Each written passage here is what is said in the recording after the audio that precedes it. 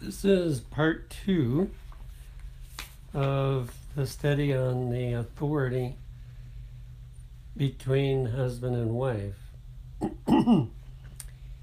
In the book Adventist Home, page 215, it says, "It is no evidence of manliness in the husband for him to dwell constantly upon his position as head of the family. It does not increase respect for him to hear him quoting scripture to sustain his claims to authority. It will not make him more manly to require his wife, the mother of his children, to act upon his plans as if they were infallible. The Lord has constituted the husband, the head of the wife, to be her protector." So here's another help in defining what it means to be the head of the home. And the husband clearly is the head of the home. It has to be that way in a world of sin because we don't all agree all the time. But his work is not to be a dictator over the wife, but to be a protector for her. Christ's authority is exercised in wisdom, in all kindness and gentleness. So there are two important qualities for the husband to exhibit as he is leader, but whatever he does, he is not to be harsh, dictatorial, but instead kind and gentle. So let the husband exercise his power and imitate the great head of the church. It's interesting as we study the life of Jesus. There are some things he said, "I can't tell you now." He could see that the disciples were not ready for that particular truth. So he was watching them, guiding them in the very best way. He never criticized them, but he would gently point out mistakes that they made and try to help them in the right direction. That's the way the husband should seek the pattern, just like Jesus. He's a leader in the same way that Jesus is a leader.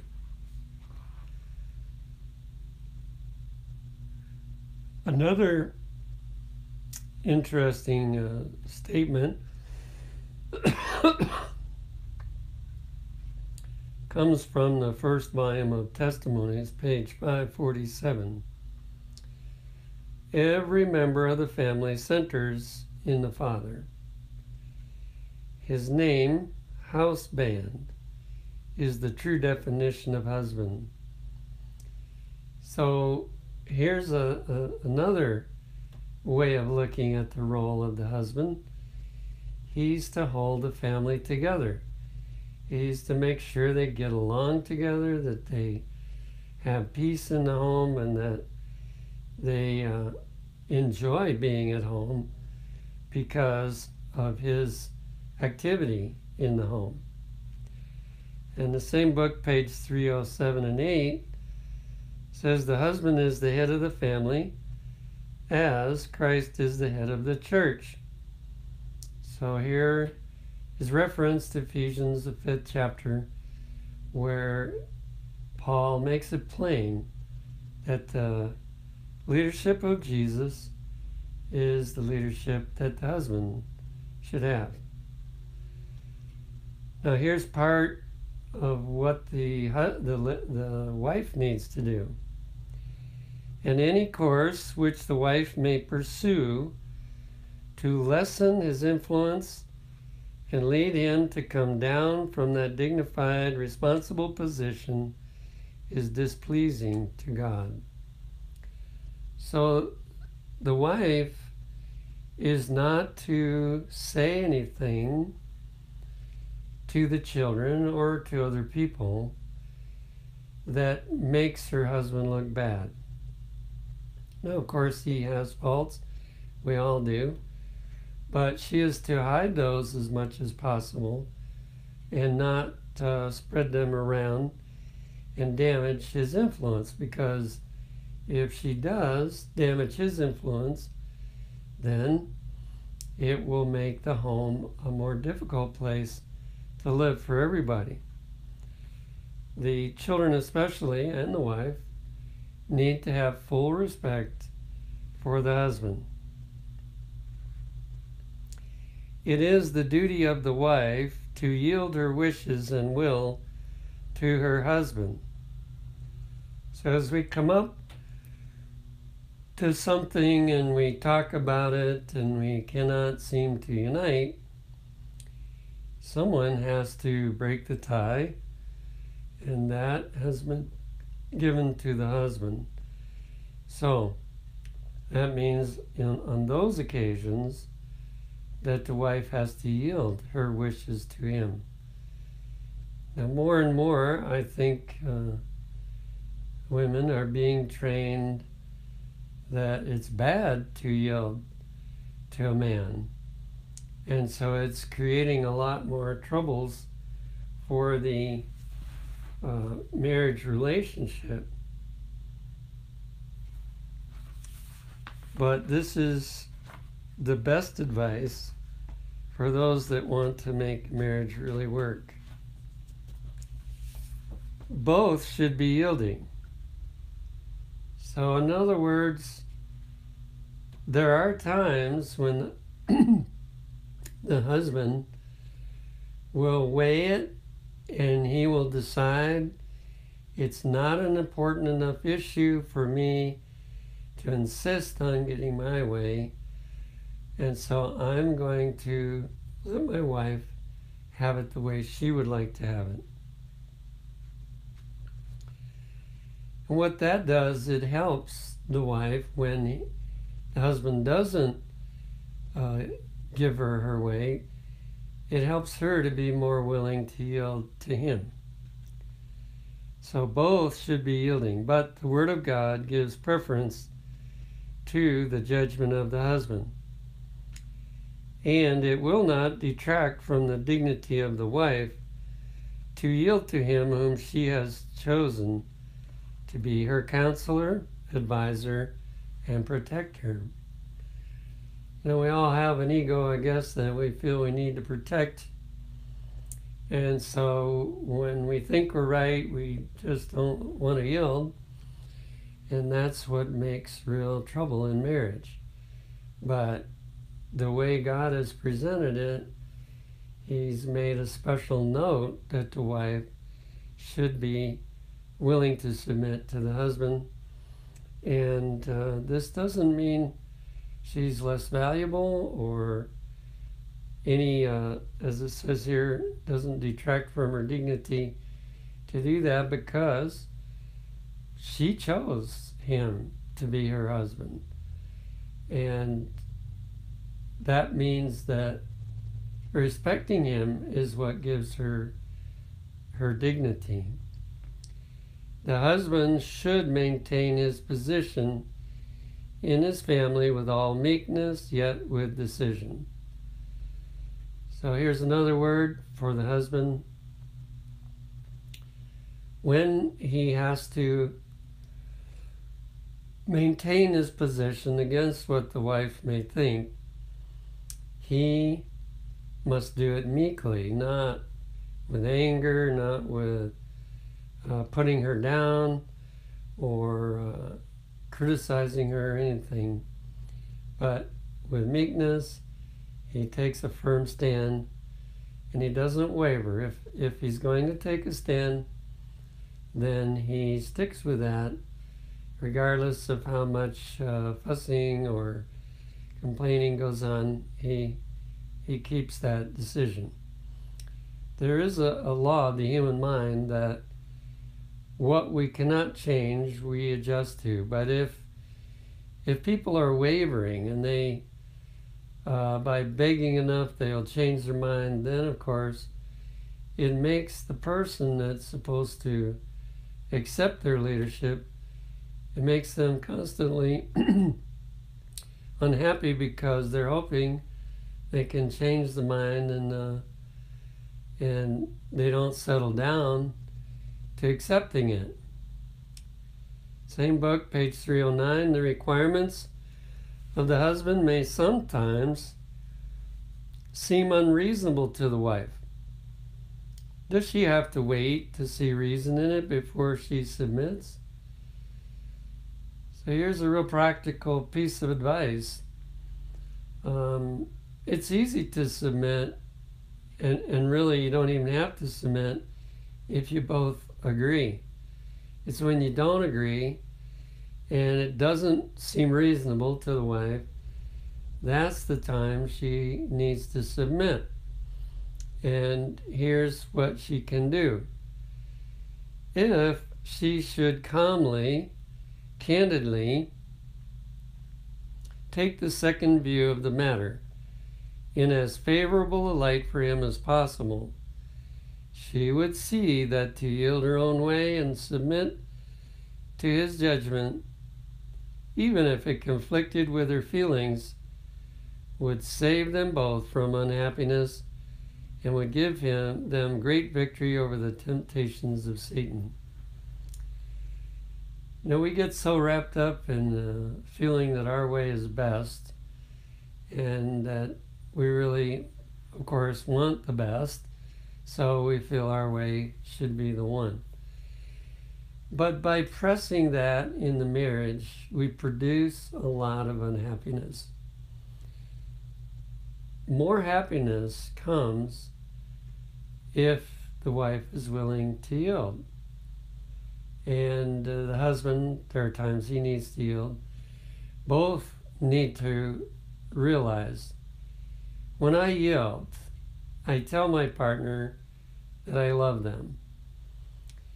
When I maintain my own and even argue or make it uncomfortable, I'm saying, I don't love you. And of course, that's going to have an impact on the partner. The more it's done, the more of an impact it will have. So, while both are to be yielding, the wife has a greater responsibility to yield.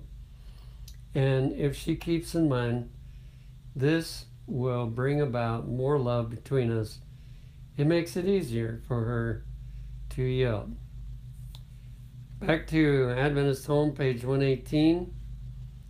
In the married life, men and women sometimes act like undisciplined, perverse children.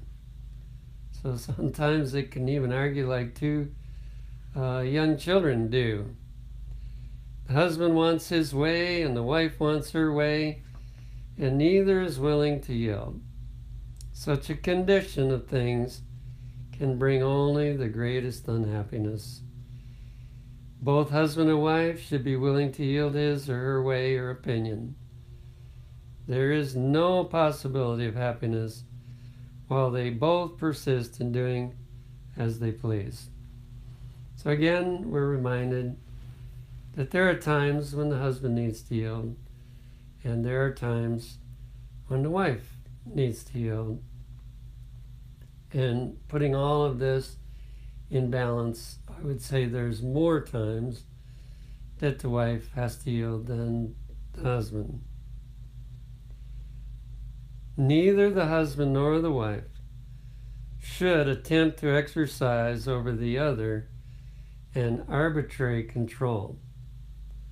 Now, having the leadership and having arbitrary control are two different things. Leadership often allows the other person to have their way. It at times explains adequately so that the other can understand why. Arbitrary control is, well, I am the leader and I said so, and you have to do it. This is not the kind of leadership that even God does, although he certainly would be entitled to do it, but he doesn't exercise that leadership. The dictionary defines the word arbitrary as based on one's preference, notion, or whim. So it might not even be a Bible principle that he's standing up for, but simply he wants it that way, and so he demands it to be that way. That's being arbitrary. In 7th Testimonies, page 47, says the husband is to cherish his wife as Christ cherishes the church.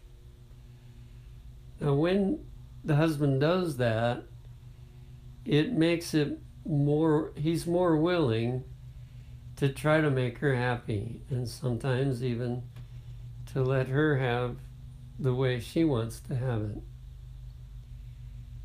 And the wife is to respect and love her husband. This is why the courtship period is so important, because if a woman chooses someone that she cannot respect, it makes it very hard for marriage to work. A woman needs to find a husband that she can look up to. Doesn't mean he's a perfect person, but she sees enough qualities in him. And I think the most important is the spiritual leadership, that she looks up to his spiritual leadership, and therefore it makes it easier for her to accept submission when she needs to, and to love him even though she doesn't always get her way. In Adventist Home 114 says the wife is to respect her husband. The husband is to love and cherish his wife. So this one asks the husband to love his wife, the other one for the wife to love the husband. Of course, it works both ways. And yet both times it mentions the importance for the wife to respect the husband. Same book, page 120. Anything that would mar the peace and unity of the family should be firmly repressed. So as we begin to live together, we discover things that can cause difficulties. We do our best to stay away from having difficulties, to have our home full of peace and unity with each other. Then it says, and kindness and love should be cherished. So always the word kindness is very important. No matter how different we may see something, we need to handle our differences in kindness. Now let's try to put this in a practical setting as to how it actually works. First, we're going to review the husband's role. Number 1, husband is the leader. Clearly, everywhere in the Bible that you look at the role of the husband, it's always that the husband is the leader. Now, some of the lives of the people in the Bible weren't perfectly living out the plan, but there were times when the husband was too authoritative, but the Bible doesn't teach it to be that way. And number 2, he does not rule in all things. He has delegated authority. And there are some things that God reserves for himself. But when it is something that God has delegated to the husband, then he's in charge of that. And the main area that he's not in charge of is matters of conscience, that the wife should not be required by the husband to go against her conscience. Number 3, he gives the wife time to think or study about the decision. Of course, once in a while there's a decision that has to be made immediately, but most decisions we don't have to rush. And so one of the things that would help better unity is that the husband would encourage the wife, well, study your Bible about this, and maybe even some other materials that are useful. And then we'll talk about it again after you've had time to study, as well as time to pray and think about it. Because sometimes when we first discuss a matter, we don't see all sides. But as we think and pray and study, we are soon able to see things better. Number 4, he will seek to find out what the wife thinks and why. You see, the leader doesn't always have to have the right idea. A good leader is one that recognizes a good idea, whether he came up with it or somebody else did. So before handing down a decision to the wife, he wants to know, well, why do you think the way you do about this? And as he listens to her, he may find, well, there's some real wisdom there. And number 5, he will sometimes accept the wife's view over his. And the way I do it is to, in the smaller, less important areas, if my wife can't, through this process, be led to agree with me, which is really rare. It's very, very seldom that we don't agree. Most of the time, we agree on what should be done. But in smaller matters, he can give in, because that tells his wife he loves her enough to not maintain what he wants all the time. Next, we'll review the role of the wife. Number 1, is not expected to submit to any unchristlike requirement that is a matter of conscience. So, if he's not Christ-like to her, or it's a matter of conscience, then God hasn't said anywhere that the woman needs to submit to that idea. Number 2, will present her views to the husband as a request. Now here, it may take some real cultivation of this way of doing it, because when we disagree, there tends to come in a spirit of demand. Well, it's not even good for the husband to do that, but it's more appropriate for him than the wife, because he's the leader and she needs to show respect for the leader. So she will present her views to him. What do you think about this? Maybe we ought to consider this dimension of it, and not present it as a demand. Number 3, will submit to his view if he does not accept hers. So she presents her evidence, she presents her reasoning, she may even make a request if it would be all right this time to do it the way she would like. But if he says no, then she cheerfully accepts that. Number 4, she never undermines his leadership. She never goes around talking to the children or even complaining to herself about what he did, because that will undermine his leadership and make it harder for him to carry out his role. And number 5, she never usurps authority over him. So she doesn't say, well, I don't care what my husband thinks. I know he doesn't want me to do this, but I'm going to do it. She never does that. If she cannot change his mind, and here again, prayer can make a difference.